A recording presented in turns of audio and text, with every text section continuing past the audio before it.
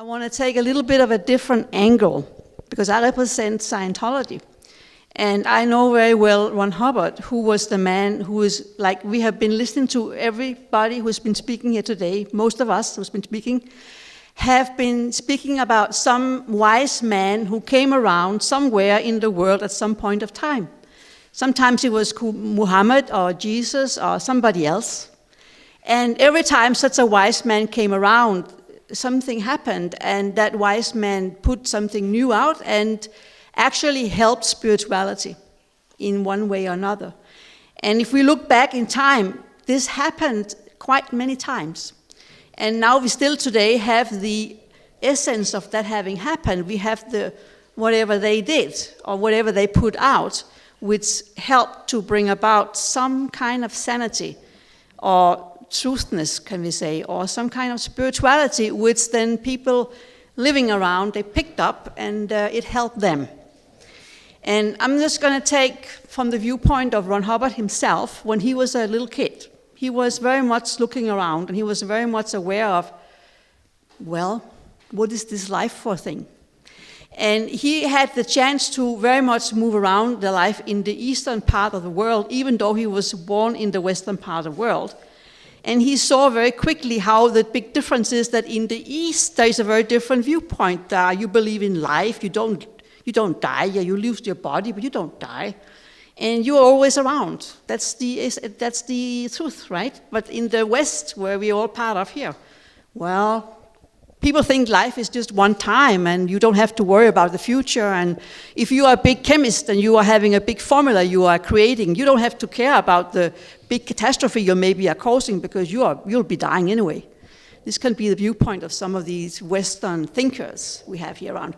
Anyway, the whole point here that I want to put out to you is that all the work that Ron Hubbard did in order to understand life, which he has put down in writing, in books, in lectures. It finds in thousands of words. They are all available for people who want to know more about life.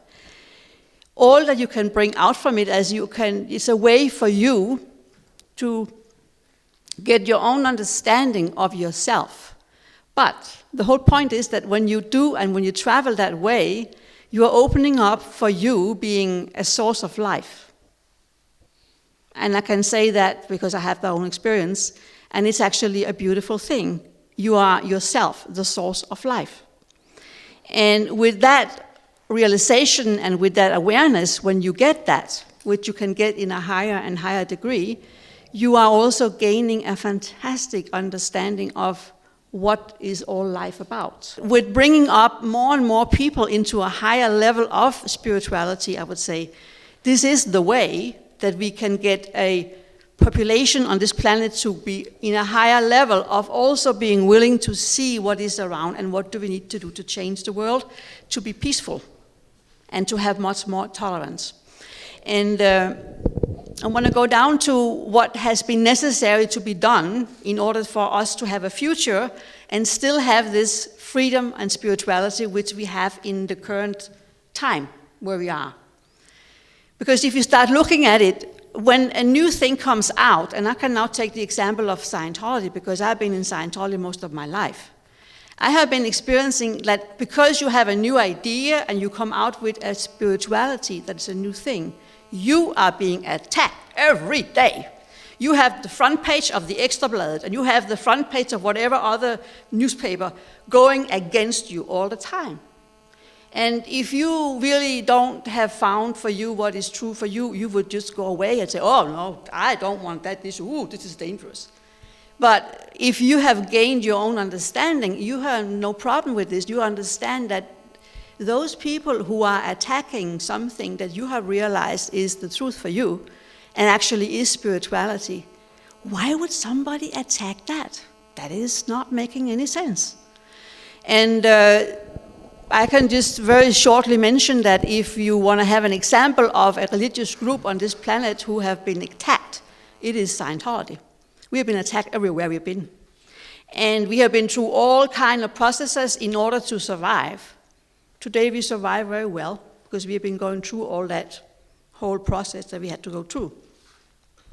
But this is just an example of whoever you are. Now, I am representing Scientology, right? But I know it's also for other people around here who have their own experience. Whatever spirituality you represent, you are up against some vested interest. Now, in the case that I can speak from is that we have been looking into, well, who was those people who were attacking us using the press and everything? Well, it was very simple. It was a psychiatrist. And Hubbard himself, when he was coming up with his understanding of the mind and how you can apply this knowledge and help mankind to help himself, he was even offering it to the American psychiatrists and psychologists. They were just saying, no, thank you, we don't need that. And since that time, they were actually trying to persuade him to give away his data, to give away all what he had found out from his research. But he didn't do that, of course. He was attacked himself and whatever. This is just a story. And what I want to point out here is that from all that opposition and looking into how it was organized to keep attacking us, we had to organize, and we did, already back in 1963, 69 it was, an organization that could concentrate on, okay, if we have to be up against this, that means it's not only us, it's actually all other religions too, because it was, and it is, it's the same situation. We need to do something to handle this. And what was created was an organization called the Citizens Commission of Human Rights. Maybe somebody here has heard about it before? Yeah, good. It's been a very strong organization since 1969. It exists all over the world, also here in Denmark. We have been doing a total investigation of what are those crimes committed by psychiatry on the people. Because anyone who doesn't like that people, they get spiritually aware and free from that, well, if people, they go free in that way, they don't need medicine, they don't need all the drugs the psychiatrists are putting out, they don't need electroshock, they don't need all these kind of treatments which some other people or vested interest are earning millions and billions of dollars on producing every day. So that's what we are up against, basically, as a spirituality or as spiritual groups. Like I'm speaking now from all of us. And from all the work that has been done from my colleagues in the Citizens Commission of Human Rights, we have really made an impact. And we are now at a point we are now in 2012, and for the last 10 years and more, there are many hundreds of psychiatrists who have been found and caught by the police for all the crimes they were committing against their patients. Either it was sexual abuse, or they were just falsely giving people drugs when they shouldn't have it and destroying them, or they were just enforcing electroshock and just totally damaging the minds of the people. All these kind of things they have been accused for and put in jail for. And I can give you an example, which is a very good example of how it all came about in a very big style. It was in Australia and New Zealand. Back in the 80s and the 90s, we were finding over there were some psychiatrists who were taking huge amounts of people and putting them into something called deep sleep. They were actually given some kind of deep sleep pills so they were not waking up again. And they could be sleeping for, I don't know, days and months or whatever. And we found out about this, and we were investigating it, and we actually found that people were dying from this. There were at least 48 cases that we could document that died from this deep sleep. And we using all the data we found, and we were putting it onto the government, and this got forbidden, and the psychiatrist who was in charge of all this, he finally killed himself because he had to go to court and he couldn't confront that. But so then that was totally taken away. And it's just one example of how, if we don't go in and look at what is this and really take responsibility for it, we would have this kind of thing continue. And it's being done by those who are opposing us as the spiritual people, the psychiatrists and people like that. So we have been doing this all over the world, and we have created reforms in laws and in many other changes in the actual treatment system of psychiatry. We have created 150 reforms all over. And actually, I wanted to mention to you that when CCHR, like Citizens Commission of Human Rights, got created, it actually was created by the Church of Scientology together with one very dominant psychiatrist, Dr. Thomas Szasz, who was himself totally realizing what was happening in his own profession, and he wanted to go against it and reform it. So he's been working with us all the time since that started.